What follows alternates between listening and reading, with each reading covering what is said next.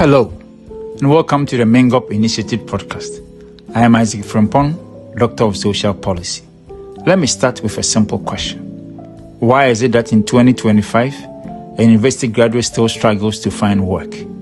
A family in Accra still cannot afford decent housing. And many Ghanaians still fall back on family support when sickness or old age hits. These are not new problems. They are old problems wearing modern clothes.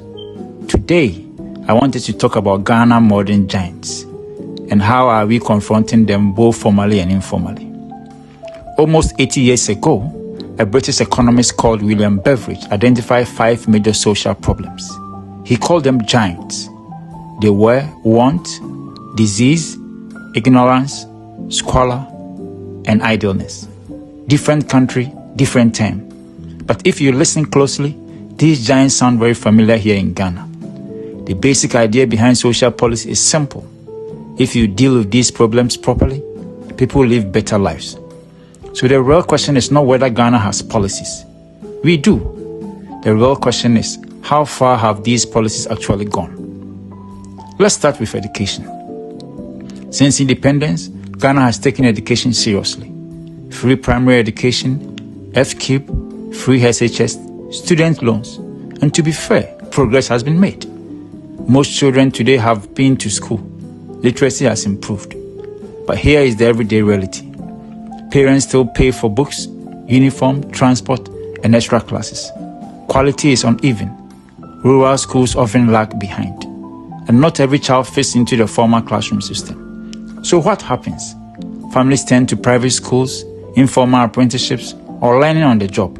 Not because they reject public education, but because they are coping with gaps. Now, health. The National Health Insurance Scheme was a major step forward. It reduced fear among hospital bills for many households. But let's be honest, if you work informally, if your card has expired, or if the medicine you need is not covered, you pay out of pocket. So people mix systems. Hospital today, pharmacy tomorrow, herbal medicine, prayer camps, and community advice. Again, not because people hate the system, but because they are managing risk in real time. Housing is where things become very visible. Rent is high, public housing is limited, urbanization is fast. So people adapt, they build gradually, they live in kiosks, containers, unfinished houses, they settle where they can. These are not policy solutions, they are survival strategies. Now let's talk about work. The truth is simple. The formal job market cannot absorb everyone. So millions of Ghanaians hustle. Selling, driving, trading, repairing, and farming. This is how people fight idleness and want. But here is the problem. Most informal workers have no pensions, no unemployment insurance, no income security in old age. So when trouble comes, the safety net is not the state. It is family, social groups, churches, WhatsApp groups. Here is the key point. Ghana is confronting the giants, but often in fragmented and informal ways. People are adapting, but adaptation is not protection. Coping is not security.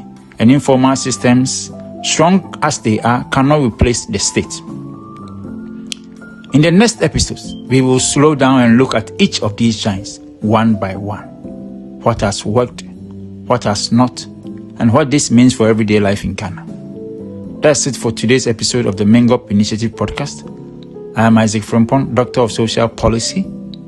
And if this made you pause, think, or nod your head, subscribe, share, and stay with me, because policy is not abstract. It shapes how we live every single day. Thank you.